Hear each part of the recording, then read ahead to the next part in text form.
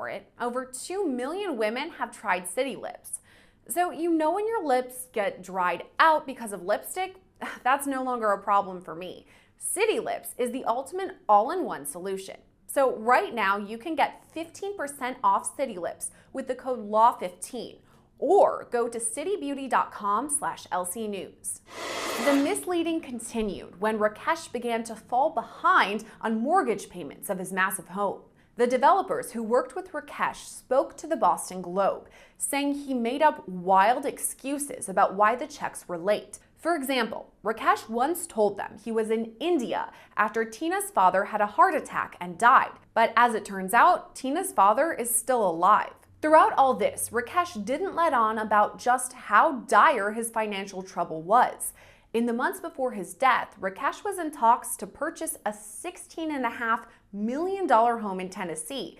He and Tina had even toured it. And I think another aspect of this case is that there may not have been an open line of communication between the father, the husband, and the wife and the daughter.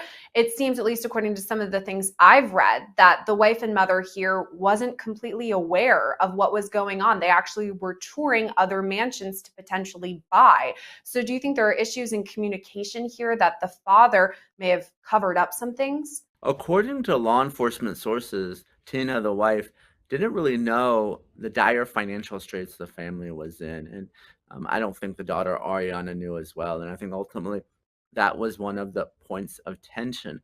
But the wife reportedly did say that she was willing to end it all because of the family's financial struggles. Yeah, I know what you're referring to. She made some sort of comment where she wanted to drive the family car off a cliff because of their financial issues. Do you think that could have been a red flag that something was going on in the family? It certainly could have been. Now, financial problems are one of the biggest stresses on a family. It's actually one of the biggest causes of divorce. So it's unclear whether Tina knew the extent of the family's financial problems. Maybe she knew that they were struggling, but to the extent that she was touring a mansion in Tennessee and buying furniture for that anticipated purchase, it's not quite clear whether she knew they were about to be evicted from their Massachusetts mansion.